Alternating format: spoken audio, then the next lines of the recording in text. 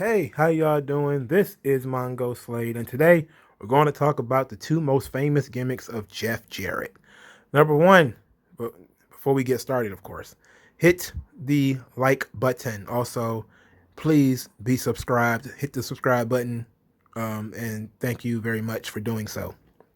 So, Jeff Jarrett, the son of Jerry Jarrett, made his WWF debut, I believe, in 1994 when as the country music enthusiast, the budding music star Jeff Jarrett. And this Jeff Jarrett gimmick it was obnoxious. It is absolutely. Here's the thing. It's not good. Okay, it's not particularly good. It's not particularly great or anything of that nature, but it was perfectly obnoxious. And what I mean by that is he had all of the tools to be a person that you can easily hate. The gigantic hat that lit up, the glasses that lit up, the jacket that lit up, it all had like JJ, and he had, of course, the annoying JEFF, JARRET. And it was easy to get heat with that character, man. And they gave him the stupidest gimmick. Like, it was stupid. The character even came with a story that he's just using the World Wrestling Federation to launch his music career. And I was just kind of thinking, I remember even as a kid, as like a 10-year-old, thinking like, how does that work? How does wrestling make your singing career? How does that launch your singing career? How does that work? I never got an answer to that question. Even when you have Elias doing it, when he puts out albums, I still don't get how wrestling increases your music career.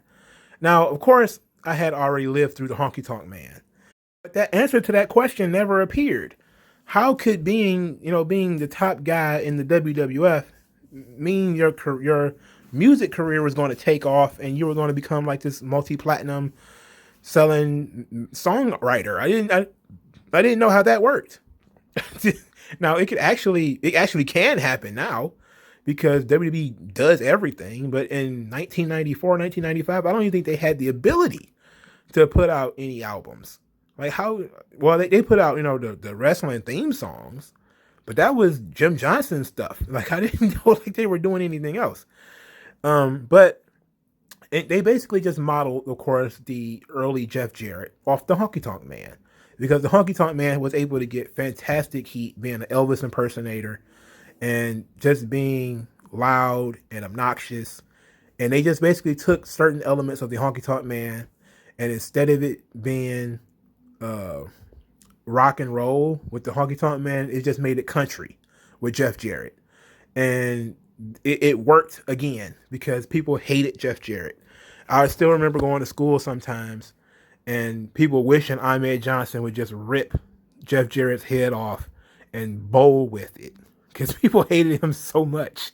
And as I say, it was easy to hate because the glasses and the hats and the straps on that gear, oh, it was so annoying. He was super annoying. And then the song came, which is the song everybody knows by heart by this point, especially if you've ever sat down and listened to, Bruce Pritchard's podcast back when it was really good. Like it's still okay now, but back when it was raw and he was basically singing "With My Baby Tonight" on every episode for like no reason. Like that song became a big deal all over again. Now, a lot of people hated the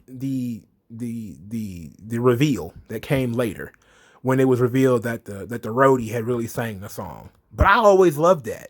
I always thought that was fantastic because it's a thing that you see in the music industry all the time, where you would see people come out and be like, "Well, that was really me singing," or "That was really my song," or "I sang backup," or you will always hear these stories about a guy being too drunk or a guy not having talent, and then there would be somebody off stage singing songs for him or something like that. Like you will always hear those kinds of stories if you pay attention to enough music, the music industry. Turning Jeff Jarrett into a Milli Vanilli wasn't supposed to kill the character because the character was already a heel. So anybody who was like, well, you just killed the gimmick because he's not really a good singer. It's like, what the fuck? He wasn't supposed to be a good singer. That's the point. The point is they're not supposed to be good. That's why they're wrestlers. They're delusional. It's another version of the delusional heel. The Honky Tonk Man can't sing. The Honky Tonk Man sucks. But that is what makes the Honky Tonk Man work, is that he sucks. He just doesn't think he sucks. Everyone else thinks that he sucks. He's delusional. He's, I know everybody wants to hear the Honky Tonk Man sing. It's like nobody wants to hear the Honky Tonk Man sing. But, that's the gimmick.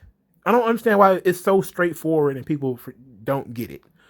Like the switcheroo, the swerve is when they actually are good, like Elias. Like Elias is actually good at playing the guitar. I don't know about his singing career, but he's actually good at playing the guitar.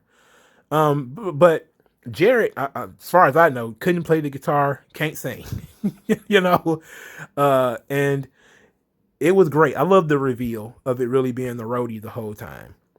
And it didn't really do the roadie any good because people still hated that damn song. And they still associated that song with Jeff Jarrett. And it didn't really get him over at all. But this was, of course, Jeff Jarrett got upset. He went to WCW. And then he became a horseman. Oh, I know that hurts. People like to forget that the 90s horsemen happened. With Pillman and Benoit and Mongo. It happened, dog. And guess what? Hennig was a horseman, and so was Jarrett. They bastardized the hell out of the Four Horsemen in WCW. They just had no conceptualization of what the Horseman was. They just didn't care. It was just a name you could give somebody. Like that's what NWO became. If you have no concept of what the original idea is, I'm off subject, but if you have no concept of what the original idea is, then anybody can be a horseman. If you don't know what it is, then it doesn't matter, right? If you don't have no original core concept of what the NWO is, then anybody can be an NWO. If you have a core concept, however, then not everybody can be in. That is what makes things cool. Things become cool when they're exclusive, not when they're inclusive. That's a little nugget. Okay, but wait a minute, I'm talking about Jeff Jarrett. Okay, doesn't matter. Jeff Jarrett came, he went back, a bunch of stuff happened. And then he went to WCW as the chosen one. Chosen by who? I don't know. Vince Russo, his buddy. Anyway, they tried to build the NWO around Jeff Jarrett. Why was Jeff Jarrett in the NWO? I legit don't know. I was not watching WCW. Every time I saw Jeff Jarrett, he was either winning the title or doing jobs. I really didn't remember. I didn't follow his storylines. But I remember thinking that all he did was call people slap nuts and slap ass and hit people with guitars. And then, of course, this led to the infamous Mike Graham when he made the immortal words that ring through the halls of everybody's heart, where he says Jeff Jarrett broke 10,000 guitars, never drew a dime.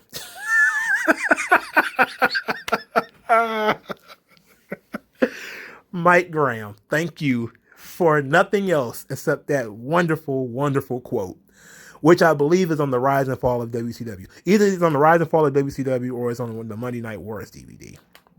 It's on one of them. But Mike Graham, rest in peace, my friend.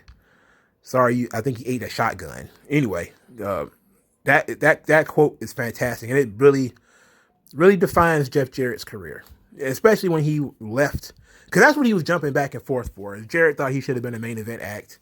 In 95, it wasn't going to happen because, he had did so many clean jobs on TV for like Shawn and Diesel, and the Clique don't do jobs for nobody. And, he could have got, I still say that if you could have got Jeff Jarrett in a program with Bret Hart, Jeff Jarrett would have gotten over. And Jeff Jarrett might have been the world champion because it would have worked. Jeff and Bret could have had magic together. They could have done so good. Just like if they could have got Mr. Perfect in there with Bret Hart. Just like they got Owen in there and it worked. If they could have got Jarrett in there, it would have worked. It would have worked. I fully believe Jarrett would have got over as a main event act in the days of Bret Hart. In the days of the Attitude Era, absolutely not. No, he didn't have enough intensity. He didn't have the mean streak. He didn't have the personality. He had the in-ring work. He just didn't have the personality. He didn't have the size. He just didn't have it. It just was not going to work. Like if you'd put any version of Jeff Jarrett in the ring with Stone Cold Steve Austin, he's going to get eaten alive. It's just not going to work. And plus, they have heat. They had personal heat back from when Steve Austin used to work for Jerry Jarrett. So it wasn't going to work. He wasn't going to work with him anyway. But Jeff wanted to be a top act. He wanted it so bad, he started his own company just so he could be a top guy. And then he continued the gimmick of hitting people with guitars, you know? So that's Jeff Jarrett's gimmick, man. He hits people with guitars.